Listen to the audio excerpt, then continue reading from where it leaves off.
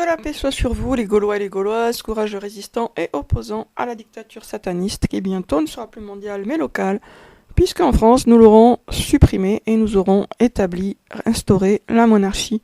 Je viens de m'apercevoir que la précédente vidéo avait été coupée, il manque la fin, bon c'est pas grave. Donc quand même je voulais vous dire encore quelques petits trucs. Alors, le plan du diable nous est sans arrêt fourré sous le nez. C'est-à-dire qu'on est sans arrêt interpellé par ce plan qui nous est présenté comme un futur inévitable, etc. Donc sans arrêt, comme un rouleau compresseur, on nous annonce, on nous réannonce que les choses vont se passer comme le diable l'a décidé. Le plan de Dieu, par contre, personne ne lui fait de la publicité, et je dirais même plus, personne quasiment ne le connaît. Ou en tout cas, personne ne le connaît précisément.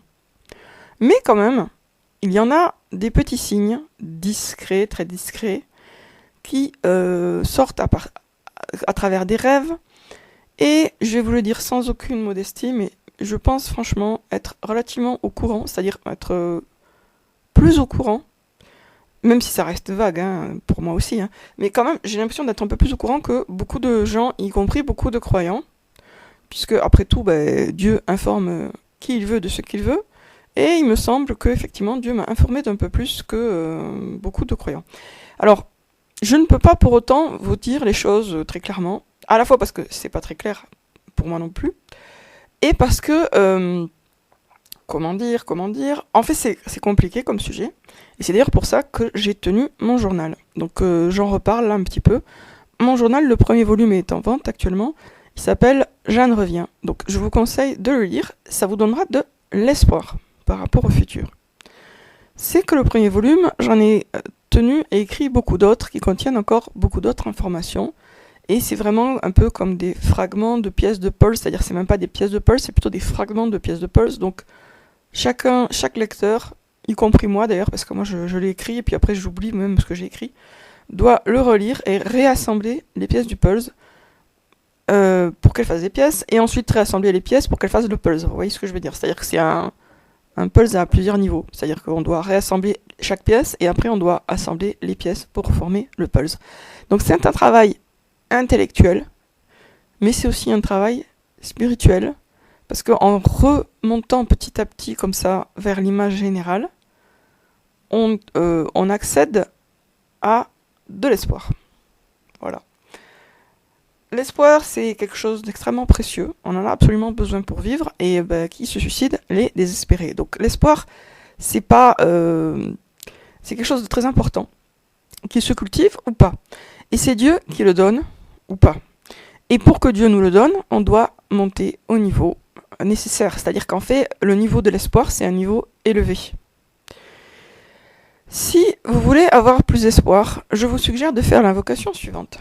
Ya Allah, ou oh mon Dieu, informe-moi de mon futur pour que je m'y prépare.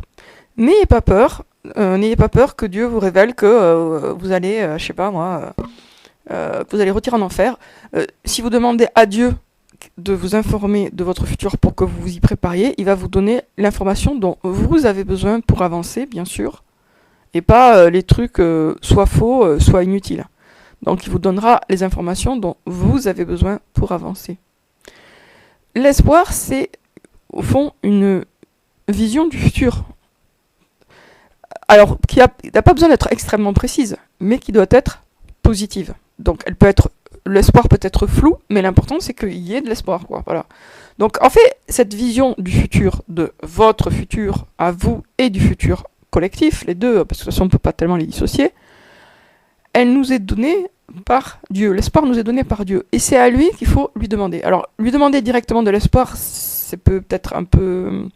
On peut ne pas avoir envie de le demander comme ça, parce que ça donne l'impression qu'on va lui demander de nous dorer la pilule. Donc demandez-lui plutôt ceci, comme je disais, Ya Allah, oh mon Dieu, informe-moi de mon futur pour que je m'y prépare. Et il vous donnera, Inch'Allah, normalement, logiquement, les informations dont vous avez besoin pour avancer.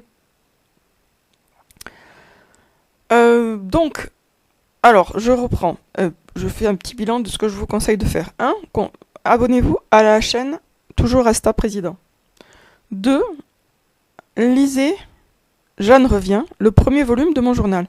Il n'a que 6 commentaires pour l'instant, mais ce sont 6 commentaires de 5 étoiles, donc tous les lecteurs pour l'instant qui l'ont lu et qui ont voulu s'exprimer dessus l'ont beaucoup aimé. D'ailleurs, petite parenthèse, Amélie Nothomb aussi l'a beaucoup aimé. Je lui avais envoyé, et elle m'a répondu une lettre, elle l'a dévoré en une nuit, alors que quand même il fait 444 pages, ce livre. Ça se lit comme un roman, ce n'est pas un roman, c'est mon journal, mais ça se lit comme un roman. Et franchement, en le lisant, vous verrez, ça va vous donner de l'espoir par rapport au futur. Vraiment. Ah non, j'ai plus que 6 commentaires. Je sais pas pourquoi. Parfois Amazon fait des trucs bizarres là. J'avais 7 commentaires à un moment, ils m'ont supprimé un. C'est pas juste. Enfin bon, bref. C'est un détail, on va dire.